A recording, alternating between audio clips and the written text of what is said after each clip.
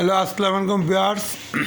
এই যে আমার মেয়ে চাদর ছিলাচ্ছে, আমি দুইটা চাদর কিনছিলাম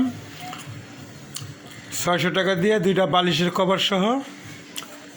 তো চাদরগুলো সাইডগুলো ছিল না, তাই আমার মেয়ে সিলাই নিতেছে। চাদরগুলা চেকের ভিতরে ভালো, এই যে দেখেন সুতি কাপড়।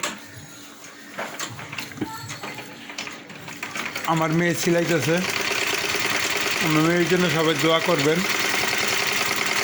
ওর নিজের কাপড় চোপড় নিজেই সিলাই পরে, নিজেই বানায়, টেলারের দোকানে যাইতে হয় না।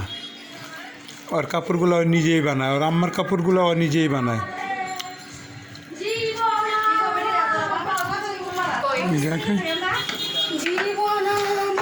তোমার আব্বা বিদেশ থেকে ফোন দিয়েছে, তোমরা কেউ ওরা পাইলো না। তারপরে ভাই আবার একটু রাগারাগি করলো যে কেউ থাকে না বাসার মধ্যে, গেছে। আমি বললাম শুরু ভাইয়ের বাসায় গেছে।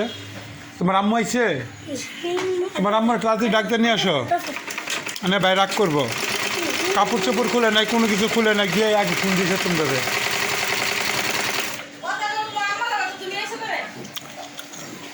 সরি ভিউয়ার্সরা, আমার ভাই গতকাল রাত্রে 1:30 সৌদির উদ্দেশ্যে রওনা করে সৌদি চলে গেছে। তো ওখানে গিয়ে ফোন করছে। তো আমার ছোটো ভাইয়ের বাসায় গেছে ভাবি ঘুরতে, এদিক দিয়ে ভাইয়ে ফোন দিছে, তাই কাউকে পায় নাই বলে একটু রাগারাগি করছে আর কি। তাই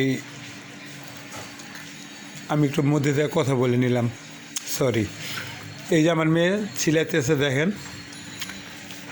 আমার মেয়ে কলেজে পড়ে, ওর জন্য দোয়া করবেন। খুব ভালো ছাত্রী, আল্লাহর রহমতে ঘরে কাজকর্ম সবই করে, মার সাথে সাথে নামাজও পড়ে। তারপর আবার ওর জামা কাপড় নিজেই সিলায়, টেলারের দোকানে যাইতে হয় না। ওর ডিজাইন ওর দেখে দেখে যে ডিজাইন ভালো লাগবে ওই ডিজাইনের কাপড় কিনে আনে, ওই কাপড়টা নিজে তৈরি করে ফেলে। এবং ইভেন ওর মার জন্য তৈরি করে। আমাদের আল্লাহর মধ্যে টেলারের দোকানে যাইতে হয় না।